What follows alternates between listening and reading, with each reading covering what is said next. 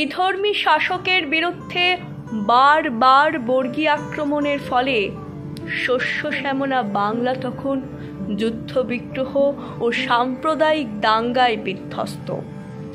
নবাব ও বর্গীদের দ্বৈরথে লুণ্ঠিত, বিধ্বস্ত ও জনশূন্য হয়ে পড়ছে বাংলার একের পর এক গ্রাম। ঠিক এমনই এক অস্থির সময়ে বাংলার নদিয়ায় রাজা ছিলেন মহারাজা কৃষ্ণচন্দ্র রায়।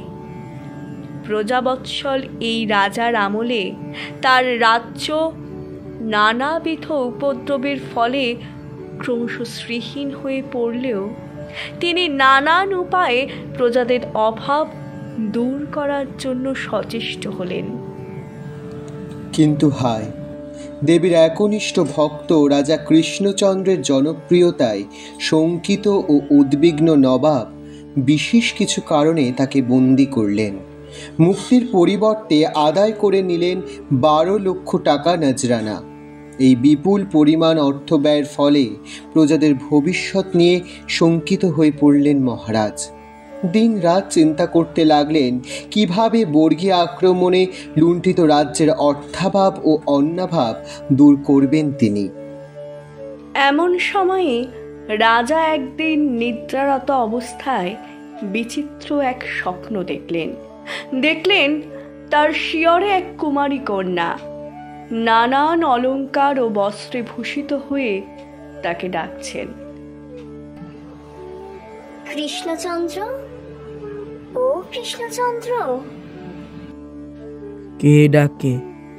কে ডাকে আমায়? আমি বাবা, আমি মহামায়া।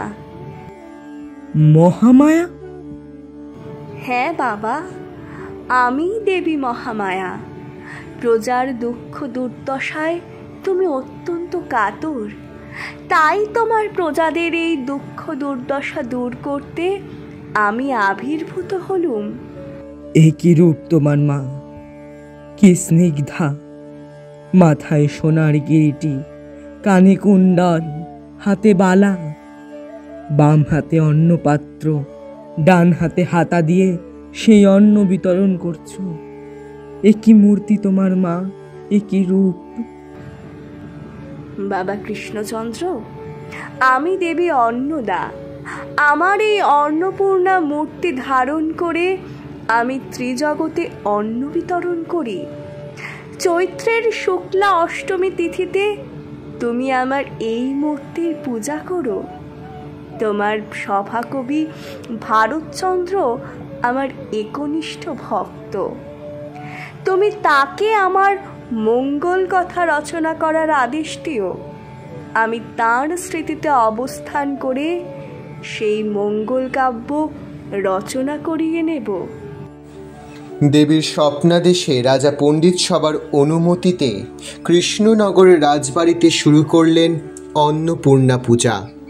দেবীর নির্দেশে চৈত্র শুক্লা দ্বিতীয়া থেকে অষ্টমী এই 8 দিন ধরে দেবীর মঙ্গল গীত হলো। বাংলায় বাসন্তী অষ্টমীতে অন্নপূর্ণা পূজার অন্যতম প্রচারক হিসাবে অক্ষয় হল মহারাজা কৃষ্ণচন্দ্রের নাম। রাজার নির্দেশে সভাকবি ভারতচন্দ্র রায় দেবীর নির্দেশে সৃষ্টি করলেন ভগবতী অন্নপূর্ণার মঙ্গল কাব্য। দেবীর আশিসে পেলেন রায় গুণাকর উপাধি। রায় গুণাকর ভারতচন্দ্র রায় রচিত সেই দৈব নির্দিষ্ট মঙ্গল কাব্যই পরিচিতি পেল অন্নদা মঙ্গল নামে। অন্নপূর্ণা মহামায়া, দেহ মোরে পদচ্ছায়া, কোটি কোটি কোটি যে প্রণাম। আসরে আসিয়া উড়ো, নায়কের আশা পুরো, শুনো আপনার গুণগ্রাম। কৃপাবলোকন করো, ভক্তের দুরিত হর, দারিদ্র দুর্গতি করো চূর্ণ। তুমি দেবী পরাৎ পরা, সুখদাত্রী দুঃখ হরা, অন্নপূর্ণা অন্নে করো পূর্ণ। বিস্তর অন্নদা কল্পে, কত গুণ কব অল্পে, নিজ গুণে হবে বড় দায়। নূতন মঙ্গল আসে, ভারত সরস ভাসে রাজা কৃষ্ণচন্দ্রের আজ্ঞায়। ত্রিভুবন তখনও সৃষ্টির অপেক্ষায়, সৃষ্টি জুড়ে শুধুই শূন্যতা, আর সেই শূন্যতার মাঝেই অব্যক্ত রূপে বিরাজ করছেন সৃষ্টির উৎস আদ্যাশক্তি। ক্রমে সেই আদ্যাশক্তির সত্য রজ তম গুণ থেকে ব্যক্ত হলেন বিধি, বিষ্ণু ও শম্ভু। ছলনাময়ী মহামায়া ছলনা করে গলিত মৃতদেহ হয়ে তাদের নিকটে এলে ব্রহ্মা বিষ্ণু ঘৃণায় মুখ ফিরিয়ে নিলেন। ঘৃণামুক্ত শিবই একমাত্র সেই মৃতদেহকে স্পর্শ করলেন। সন্তুষ্টা অব্যক্ত মহামায়া তাই শিব গেহিনী রূপে ব্যক্ত হতে পরবর্তীকালে ব্রহ্মার মানসপুত্র দক্ষের কন্যা সতী হয়ে জন্ম নিয়ে শিবকে বিবাহ করলেন।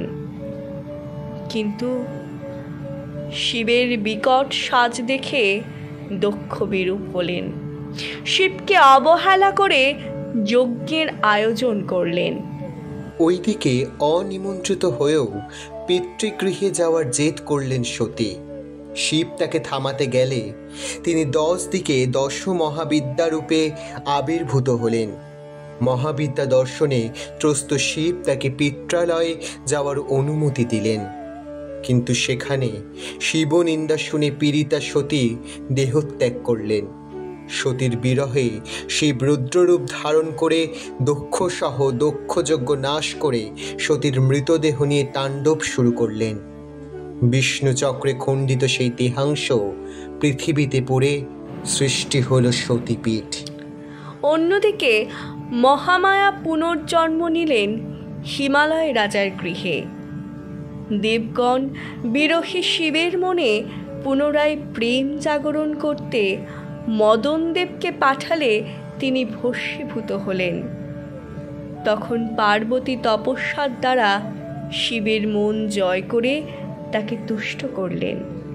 শিব মোহন বেশ ধারণ করে গিরিজায়াকে বিবাহ করে কৈলাসে বাস করতে লাগলেন। এমনই একদিন উমা ও মহেশ্বর আলাপনে রত হঠাৎ শম্ভু বললেন, দূর দূর, আর ভালো লাগে না। লজ্জা, কি হলো তোমার? এই যে সারাদিন প্রখর তাপে ঘুরে বেড়াই, কেন না ভিক্ষা চাওয়ার জন্য। এই বাঘের ছাল পরে ভর দুপুরে ষাঁড়ের পিঠে চেপে ঘুরতে ঘুরতে আমার সব মান সম্মান গেল। কি সব যা তা বলছো? ভুল বলছে কি? এই যে সারাদিন বাঘের ছাল জড়িয়ে ভিক্ষা করে বেড়াই, কত লোক নিজ কথা বলে তোমার ধারণা আছে? কতজনে গালি দেয় তুমি জানো? অবশ্য কাকে বলছি, অন্যের স্ত্রীরা তার স্বামীদের কত আদর যত্ন করে, আর আমি। এই কি বলতে চাইছোটা কি তুমি? এই যে ধরো বিষ্ণুর ঘরণী লক্ষ্মী বা ইন্দ্রের বউ শচী, তাদের স্বামীদের কত যত্ন করে, খাওয়ায় দাওয়ায় সেবা করে। আর আমায় দেখো, কপাল করে একটা বউ পেয়েছি বটে, সারাক্ষণ ঝগড়া কোন্দল করে আমার ঘরটা অসহ্য করে রেখেছে। লোকে কি সাধে বলে চণ্ডী, একটু যদি শান্তি পেতাম কৈলাসে। কি এত বড় আসপত্তা আমায় চণ্ডী বলো? তুমি কে? হ্যাঁ, কে করত তোমার এমন এই অনাচ্ছিষ্টের ঘর? সারা দিন খেটে মরো, আবার খোটাও খাও। বুঝবে, আমি না থাকলে তখন বুঝবে। উমার প্রবল চিৎকারে তটস্থ শিব চুপচাপ সরে পড়লেন। রাগে গজগজ করতে করতে উমা এলেন অন্দর মহলে, সখী জয়ার কাছে। জয়া, এই জয়া, আমার বাক্স প্যাকটা গুছিয়ে নে, আর এক মুহূর্তে এখানে থাকবো না। এই আপদের সংসার ছেড়ে আমি এই মুহূর্তে হিমালয়ে ফিরব। কি হলো সখী? কি এমন হলো যে তুমি কৈলাস ছেড়ে চলে যেতে চাইছো? ঠান্ডা হও সখী। না রে জয়া, আমার মাথায় আগুন জ্বলছে, আগুন। আহা, কি হয়েছে সেটা তো বলো সখী। ওই ভোলানাথ কি বলে জানিস? ওই অনামুখ মিনছেটা বলে আমি নাকি ওনার সেবা যত্ন করি না, ভালো মন্দ খেতে দিই না, সারাক্ষণ নাকি ঘরে কোন্দল করি, ওনারকে নাকি জ্বালিয়ে মারি। এসব শোনার পর আমি এক মুহূর্ত এখানে থাকবো না। এই সামান্য ব্যাপারে তুমি বাপের বাড়ি চলে যাবে সখী? তার চেয়ে ভালো বুদ্ধি আমার আছে। কি বুদ্ধি শুনি? তুমি জগৎধাত্রী, তোমার সাধ্যাতীত বলে কিছু আছে কি? মহেশ্বর বলেছেন তো যে লক্ষ্মী বা সচির মতো তুমি তাকে ভালো মন্দ খেতে দাও না, তাই তিনি ভিক্ষা করে বেড়ান। এইবার তুমি জগতের সমস্ত অন্নভাণ্ডার হরণ করে অন্নপূর্ণা মূর্তি ধারণ করো। মহাদেব কেন, গোটা ত্রিজগৎ তোমার নিকটে ভিক্ষা প্রার্থী হোক। শিব বুঝুন, তুমি কৃপা না করলে লক্ষ্মীরও সাধ্য নেই যে সে অন্নদান করে। হ্যাঁ সত্যি তো। বেশ, এইবার ওই বুড়ো বুঝুক কত ধানে কত চাল। বিষয় ও বিষয়। এসেছি মা জননী। এবার বলুন, দেবশিল্পীর প্রতি আপনার কি নির্দেশ? বিষয়, আমি অন্নপূর্ণা মূর্তি ধারণ করব। আমার দিব্য বস্ত্র, অলংকার, কিরিট, অন্নপাত্র ও হাতা তুমি নির্মাণ করো বিশ্বের শ্রেষ্ঠ ও অদ্বিতীয় সব বস্তু দিয়ে। উমার নির্দেশে দেবশিল্পী বিশ্বকর্মা রচনা করলেন বহুমূল্য স্বর্ণালঙ্কার ও হীরকখচিত কিরিট, স্বর্ণখচিত বসন, অমূল্য অন্নপাত্র ও হীরকখচিত দর্বি বা হাতা। ত্রিজগতের অন্নভাণ্ডার সংবরণ করে দেবী কৈলাসেই গড়ে তুললেন অন্নক্ষেত্র। এই দিকে অন্নের অভাবে ত্রিলোক ত্রাহি ত্রাহি রব করে উঠল। দেব, দানব, মানব, রাক্ষস সকলেই কৈলাসে দেবীর কৃপা প্রার্থী হলেন। এদিকে এসব থেকে অজ্ঞাত মহাদেব উপস্থিত হলেন লক্ষ্মীর কাছে। কিন্তু এ কি, লক্ষ্মীর ভাণ্ডারও শূন্য। কমলা জানালেন আদ্যাশক্তি রুষ্ট হয়ে ত্রিভুবনের অন্নভাণ্ডার হরণ করেছেন। অগত্যা লক্ষ্মীর নির্দেশে ক্ষুধার্ত শিব কৈলাসে জগৎজননীর শরণ নিলেন। ভগবতী ভিক্ষাং দেহি। এ কি মহাদেব, আপনি আমার দ্বারে? আমি তো চণ্ডী, আপনাকে ভালো মন্দ খেতে দিই না, শুধু কোন্দল করি। হে জগৎ মাতা, আমি তোমার কৌতুক ছলে কটুবাক্য বলেছি, কিন্তু তুমি তো ক্ষমাময়ী জগদম্বিকা।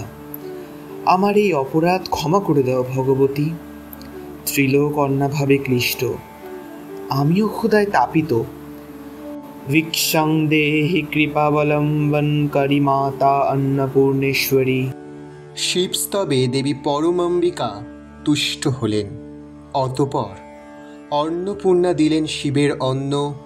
অন্ন খান শিব সুখ সম্পন্ন, কারণ অমৃত পূরিত করি রত্নপান পাত্র দিলা ঈশ্বরী। সঘৃত পলান্নি পুরিয়া হাতা, পরশেন হরে হরিষে মাতা।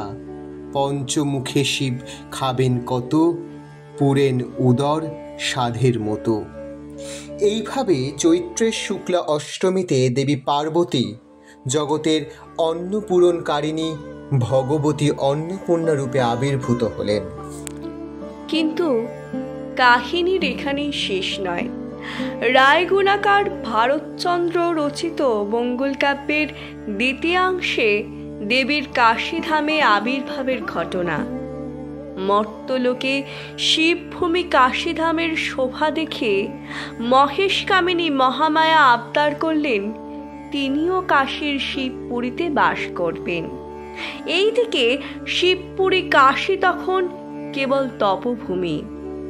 শঙ্করী সেখানে বাস করলে ত্রিলোকের সকলে সেখানে আসবেন। এইদিকে না আছে সেখানে অন্ন, না আছে সেখানে রম্যস্থান। তাই শিব স্থির করলেন কাশীতে দেবীর অধিষ্ঠান হবে অন্নপূর্ণা রূপে। ডাক পড়ল বিশ্বকর্মার। শিব নির্দেশে স্বর্ণ নির্মিত বিরাট প্রাসাদ ও স্বর্ণময় অন্নপূর্ণা ও ভিক্ষু শিব মূর্তি নির্মাণ করলেন দেবশিল্পী। ব্রহ্মা, বিষ্ণু, রুদ্র, আদিত্য, গ্রহ, ঋষি, কিন্নর, গন্ধর্ব, যক্ষ, রাক্ষস, মানব, দানব, দেবগুরু সমেত দেবগণ, অসুর গুরু সমেত অসুরগণ সহ ত্রিলোকের সকলে সেই অপূর্ব মন্দির প্রতিষ্ঠায় উপস্থিত হলেন। আহা, কি অপূর্ব মূর্তি করেছেন দেবশিল্পী বিশ্বকর্মা, দেখে মন ভরে যায়। ঠিক বলেছেন আপনি বিধাতা। হে মহেশ্বর, আপনার এক অপূর্ব কীর্তি হলো এই মন্দির বানিয়ে। কীর্তি আর হলো কই হরি? কেন মহাদেব? এই যে এত সুন্দর মূর্তি, এত সুন্দর প্রাসাদ। হে নারায়ণ, আপনি তো জানেন বিগ্রহে যতক্ষণ না স্বয়ং দেবীর আবির্ভাব হচ্ছে ততক্ষণ এই মূর্তি বৃথা। আমার কীর্তি আর হলো কই? হে মহাদেব, দেবীর আবির্ভাব হবে তো পূজকের আত্মনিবেদনে। শাক্তমার্গের এই পূজায় আপনার চেয়ে উত্তম পূজারী আর কেই বা আছে? অন্নদাকল্পের মন্ত্র এবং তন্ত্র প্রকাশ করুন শিব। মন্ত্র নয় হে বিধাতা, সাধন চাই। সাধন ভিন্ন এই মূর্তি জীবন্ত হবে না।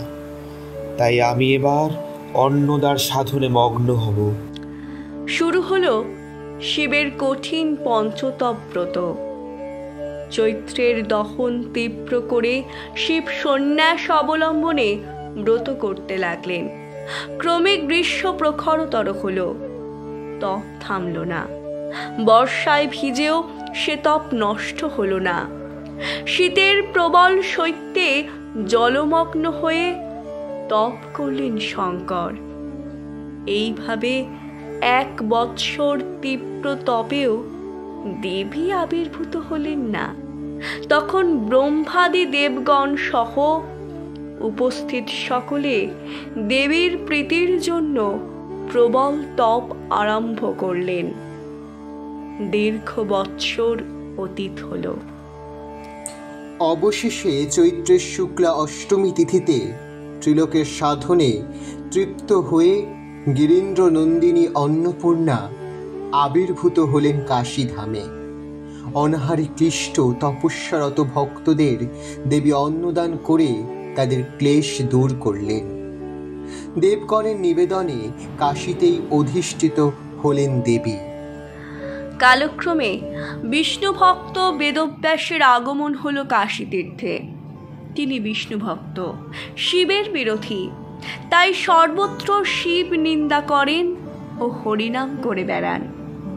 কিন্তু কাশীধামে শিবের দাড়ি নন্দীর সামনে শিব নিন্দা করতেই নন্দী তার গলা টিপে ধরেন। তখন বিষ্ণু এসে মুক্ত করেন ও শিবের নিন্দা করতে বারণ করেন তাকে। কিন্তু ফল হয় উল্টো। ব্যাস এবার শিব স্তুতি করতে লাগলেন আর হরির নিন্দায় মুখর হলেন। হরি নিন্দাকারীর উপর শিব রুষ্ট হন। তাই শিবের কোপে ব্যাস কাশীধামের কোথাও 1 টুকরো অন্ন পেলেন না। কিন্তু মায়ের মন তো সদা বিকলিত।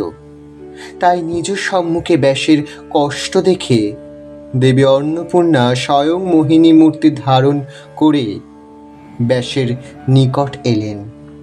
কিন্তু হায়, দেবীর মায়া কুটিরে এসে পেট পুড়ে খেয়েও বৃদ্ধ শিবকে চিনতে না পেরে ব্যাস তার সামনেই হরি ও শিবের নিন্দায় মুখর হলে কুপিত শিব তাকে কাশী ছাড়া করলেন।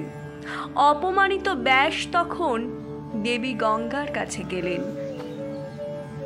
মা অন্নপূর্ণা আমায় এত আপ্যায়ন করলেন, অথচ শিবশম্ভু ওইভাবে আমায় কষ্ট দিয়ে কাশী ছাড়া করলেন।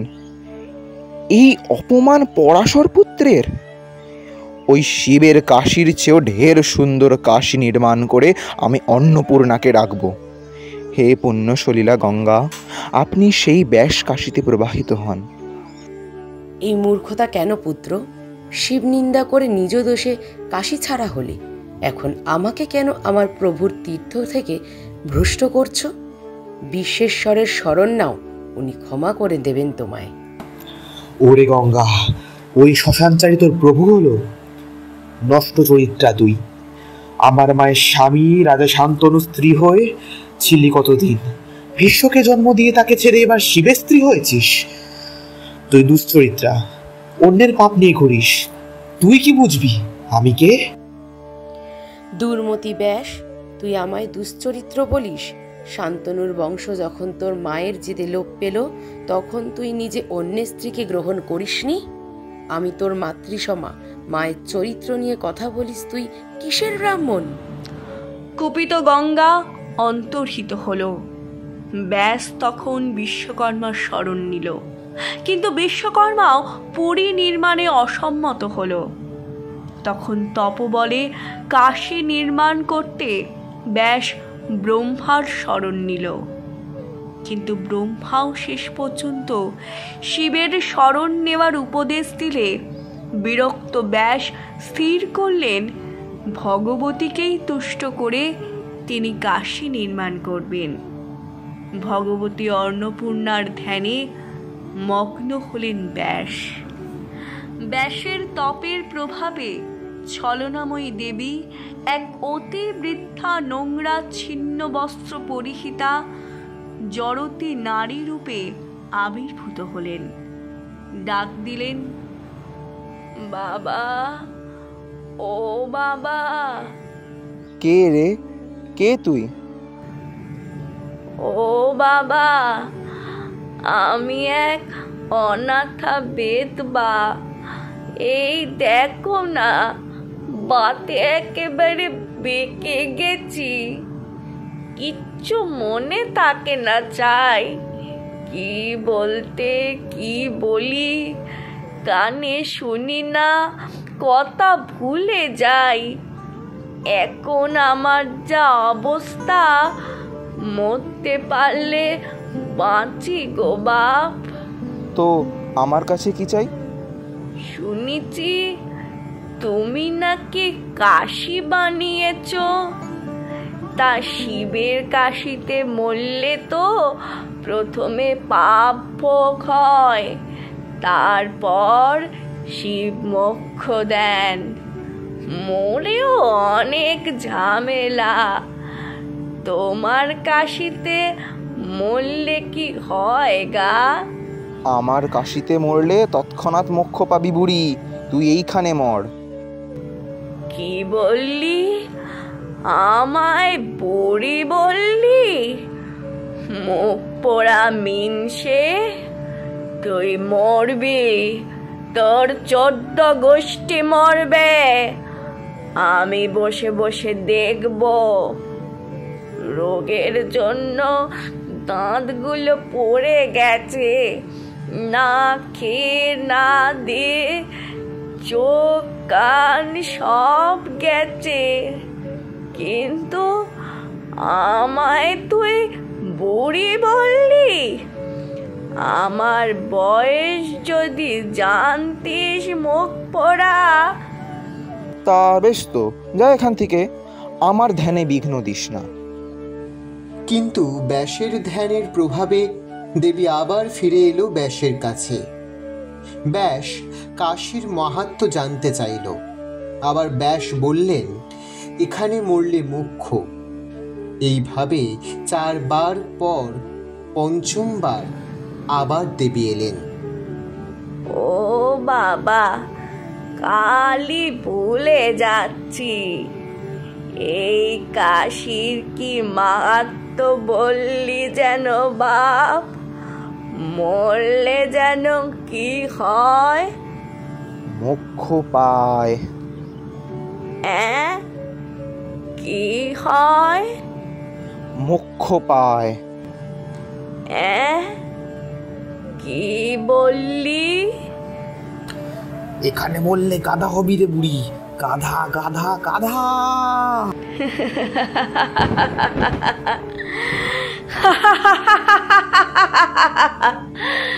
তোমার তপস্যায় এসেছিলাম ব্যাস, কিন্তু নিজের অজ্ঞানে ও ক্রোধের কারণে আমায় তুমি চিনতেও পারলে না।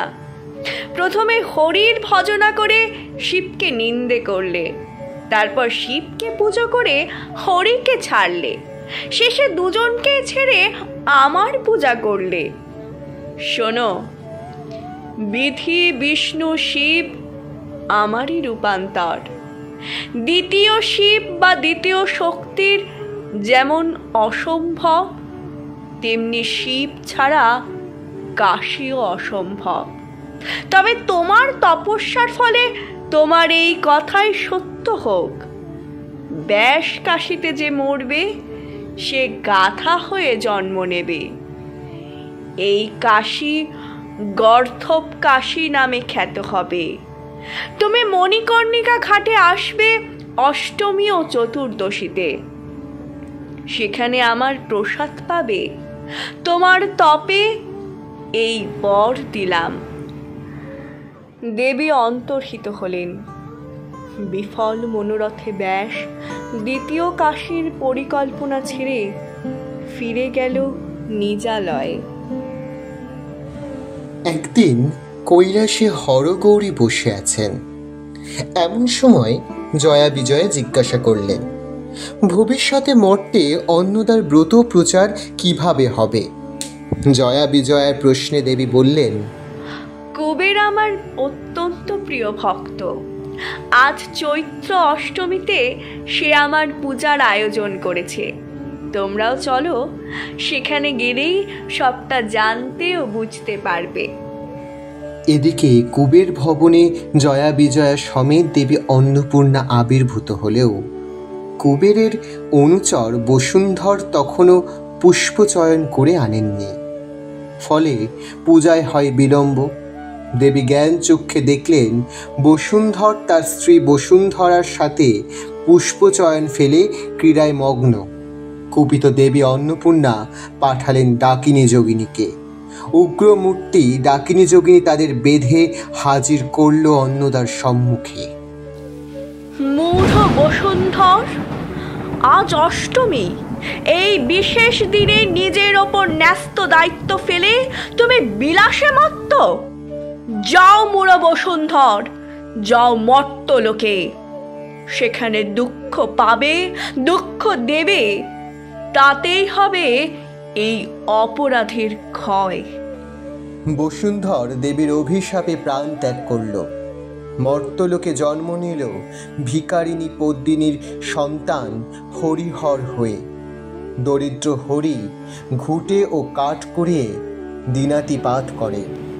কিন্তু একদিন বনে গিয়ে সে কাঠ বা ঘুঁটে কিছুই পেল না। দেখল এক অতি বৃদ্ধা নারী কাঠ ঘুঁটে কুড়িয়েছে এক বিরাট ধামা ভরে। মনে মনে রাগ দুঃখ দুই হলো হরির। বিষণ্ণ মনে ফিরে যাবে, ঠিক তখনই বুড়ি ডাক দিল, ও বাবা, একখান উপকার করবি? কি হলো বুড়িমা? এই এত ভারী বোঝা আর বইতে পারি না, বয়স হচ্ছে তো। আমার সামনেই ঘর, একটু বয়ে দে না রে বাপ। অর্ধেক কাঠ তোকে দেব, অর্ধেক আমি নেব। অর্ধেক খুঁটের লোভে হরি রওনা দিল। কিন্তু ওমা, এই বুড়ি যে তারই দাওয়ায় গিয়ে বসলো। এ কি বুড়িমা, আমার বাড়ি কেন? তোর বাড়িতেই অতিথি হয়ে থাকবো। সে কি কথা বুড়িমা, আমাদের নুন আনতে পান্তা ফুরোয়, আর সেখানে অতিথি সেবা তো অসম্ভব। ওরে হরি, তোর মা কেমন গিন্নি রে? অন্নদার নাম নিয়ে সংসার করলে অন্নের অভাব হয় না, এটুকু জানে না। বল দিকি, অন্নদার নাম নিয়ে হাড়িতে যা ভাত আছে বারুক, দেখি কেমন সকলের না হয়। কি আশ্চর্য! অন্নদার নাম নিতেই হরিহরের দৈন্যের হেসেল অন্ন ব্যঞ্জনে পরিপূর্ণ হলো। বিস্মিত হরি দেখল বুড়ির স্পর্শে ঘুটেও সোনা হয়ে গেছে। আশ্চর্য হয়ে হরি বুড়ির পায়ে পড়ল। বলো বলো, তুমি কে? বুড়ি বেশে তুমি কে এসেছিলে ছলনা করতে? বাবা হরি, আমি অন্নপূর্ণা। তোমার উপর কৃপা দৃষ্টি দিয়ে তোমার বাড়িতে এলাম। আজ থেকে তোমাদের অন্ন কষ্ট লাঘব হলো। আমার কৃপায় তোমার সংসারে এবার লক্ষ্মী অচলা হয়ে অবস্থান করবে, এই বর দিলাম। দেখতে দেখতে বুড়ি স্বরূপ ধারণ করল। সেই দিব্য মূর্তি দেখে হরিহর বিস্মিত ও আনন্দিত হল। সেদিন থেকে হরিহরের বাড়িতে দেবী অন্নপূর্ণা বাস করতে লাগলেন। কিন্তু সম্পদ পেয়ে হরিহর বিলাস ব্যসনে মগ্ন হল। দেবী কুপিত হলেও হরি তার নিত্য সেবা করে, তাই ছাড়তেও পারলেন না। এমন সময় বসুন্ধর পত্নী বসুন্ধরা দেবীকে স্মরণ করল। রম্য কুঞ্জবনে দেবী এলেন বসুন্ধরার কাছে। বসুন্ধরা, এবার সময় হয়েছে, তুমি কলহপ্রিয়া হয়ে মর্তে জন্ম নাও। সেখানে বৃদ্ধ হরিহর তোমার রূপে আকৃষ্ট হবে, তোমায় বিবাহ করবে। তুমিও কলহ কোন্দলে তার সংসার উজাড় করবে। সেই সুযোগে আমি আমার অপর ভক্তের নিকট যাব, আর তোমরাও পুনরায় যক্ষ লোকে ফিরতে পারবে। দেবীর নির্দেশ মতো বসুন্ধরা মর্তে জন্ম নিল। এইদিকে কুবেরের পুত্র নলকুবের কুঞ্জে মদ্যপান করে অনুচরীদের নিয়ে উৎসবে মগ্ন ছিলেন। কুবের মনোদুঃখে দেবীর কাছে পুত্রের সুমতি কামনা করলে দেবী ব্রাহ্মণের বেশ ধারণ করে তার কাছে উপস্থিত হলেন। যুবক, এ কি করছো তুমি? আজ বাসন্তী অষ্টমী, তোমার ভবনে আজ অন্নদার ব্রত হচ্ছে, আর আর তুমি এখানে নারী সঙ্গে মত্ত। ছি ছি।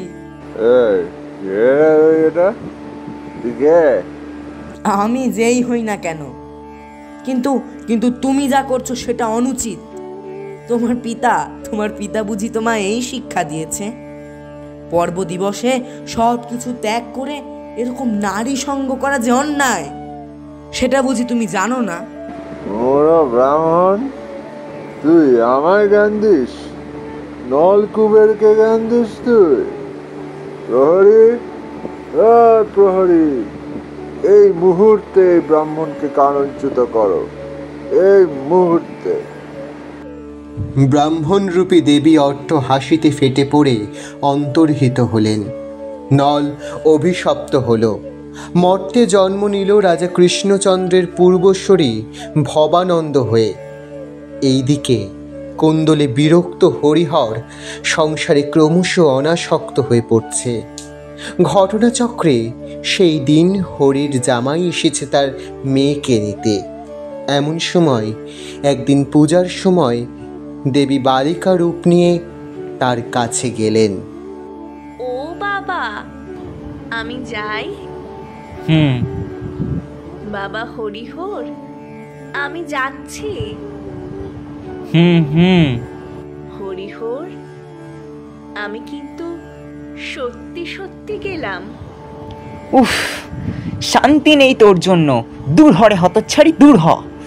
তুই গেলে আমার হাড় জুড়োবে। বিদায় হ পড়ার মুখী। সহসা চারিদিক কেঁপে উঠল। হরিকে ছলনা করে দেবী অন্তর্হিত হলেন। সঙ্গে সঙ্গে অন্তর্হিত হলো দেবীর ঝাঁপি, সোনা দানা সমস্ত কিছু, এবং একই সঙ্গে দেবীকে হারানোর আঘাতে মৃত্যু হলো হরিহরের। বসুন্ধর ও বসুন্ধরাকে স্বর্গে পাঠিয়ে দেবী চললেন ভবানন্দের বাড়ি। অন্নপূর্ণা উত্তরিলা গাঙ্গিনীর তীরে, পার করো বলিয়া ডাকিলা পাটনীরে। সেই ঘাটে খেয়া দেয় ঈশ্বরী পাটনী, তরায় আনিল নৌকা বামা স্বর শুনি। ঈশ্বরীরে জিজ্ঞাসিল ঈশ্বরী পাটনী, একা দেখি কুলবধূ কে বট আপনি? পরিচয় না দিলে করিতে না পারি পার, ভয় করি কি জানি কে দেবে ফেরফার। ঈশ্বরীরে পরিচয় কহেন ঈশ্বরী, বুঝহ ঈশ্বরী আমি পরিচয় করি। বিশেষণে সবিশেষ কহিবারে পারি, জানহ স্বামীর নাম নাহি ধরে নারী। গোত্রের প্রধান পিতা মুখ্য বংশজাত, পরম কুলীন স্বামী বন্দ বংশ খ্যাত। পিতামহ দিলা মোরে অন্নপূর্ণা নাম, অনেকেরই পতিতেই পতি মোর বাম। অতি বড় বৃদ্ধপতি সিদ্ধিতে নিপুণ, কোনো গুণ নাহি তার কপালে আগুন। কুকথায় পঞ্চমুখ কণ্ঠ ভরা বিষ, কেবল আমার সঙ্গে দন্ত অহর্নিশ। গঙ্গা নামে সতা তার তরঙ্গ এমনি, জীবন স্বরূপাশে স্বামীর শিরোমণি। ভূত নাচাইয়া পতি ফেরে খরে খরে, নামরে পাষাণ বাপ দিলা হেন বরে। অভিমানে সমুদ্রেতে ঝাঁপ দিলা ভাই, যে মোরে আপনা ভাবে তারই ঘরে যায়। পাটনী বলিছে আমি বুঝিনু সকল, যেখানে কুলীন জাতি সেখানে কোন্দল। শীঘ্র আসি নায় চর দিবা কিবা বল, দেবীকণ দিব আগে পারে লয়ে চল। যার নামে পার করে ভবপাড়া বার, ভালো ভাগ্য পাটনী তাহারে করে পার। বসিলা নায়ের বারে নামাই আপদ, কিবা শোভা নদীতে ফুটিল কোকোনদ। পাটনী বলিছে মাগো বৈশ্য ভাল হয়ে, পায়ে ধরে কি জানি কুমিরে যাবে লো। ভবানী কহেন তোর নাই ভরা জল, আলতা ধুইবে পদ কোথা ধুব বল। পাটনী বলিছে মাগো শুনো নিবেদন, সেউতি উপরে রাখো রাঙা চরণ। পাটনীর বাক্যে মাতা হাসিয়া অন্তরে, রাখিলা দুখানি পদ সেউতি উপরে। সেউতিতে পদ দেবী রাখিতে রাখিতে, সেউতি হলো সোনা দেখিতে দেখিতে। সোনার সেউতি দেখি পাটনীর ভয়, এ তবে মেয়ে নয় দেবতা নিশ্চয়।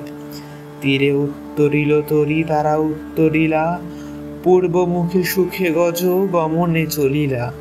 সেউতি লইয়া কক্ষে চলিলা পাটনী, পিছে দেখি তারে দেবী ফিরিলা আপনি। সভয় কহা পাটনী চক্ষে বহে জল, দিয়াছ যে পরিচয় তাহা বুঝিনু ছল। যে দয়া করিল মোর এ ভাগ্য উদয়, সেই দয়া হইতে মোরে দেহ পরিচয়। ছাড়াইতে নারী দেবী কহিলা হাসিয়া, কহিয়াছি সত্য কথা বুঝহ ভাবিয়া। আমি দেবী অন্নপূর্ণা প্রকাশ কাশীতে, চৈত্র মাসে মোর পূজা শুক্লা অষ্টমীতে। কতদিন ছিল হরি হরির নিবাসে, ছাড়িলাম তার বাড়ি ক্রন্দলের ত্রাসে। ভবানন্দ মুকুন্দার নিবাসে রহিব, বর মাগ মনোনীত যাহা চাহ দিব। প্রণমিয়া পাটনী কহিছে জোর হাতে, আমার সন্তান যেন থাকে দুধে ভাতে। তথাস্তু বলিয়া দেবী দিলা বরদান, দুধে ভাতে থাকিবে তোমার সন্তান। এইভাবে দেবী ভবানন্দ মুকুন্দার গৃহে এলেন। কালক্রমে সেই বংশেই জন্ম হল নদিয়ারাজ কৃষ্ণচন্দ্র রায়ের। দেবী অন্নপূর্ণার এই মাহাত্ম্য ও দেবী পূজা রাজার মাধ্যমে ছড়িয়ে পড়ল অন্ন কষ্টে দীর্ণ বাংলায়। লুণ্ঠিত বাংলা হলো শস্য শ্যামলা। অন্য পুণ্যে সদা পুণ্যে শঙ্কর প্রাণবল্লভে, জ্ঞান বৈরাগ্য সিদ্ধার্থ ভিক্ষাং দেহি নমস্তুতে।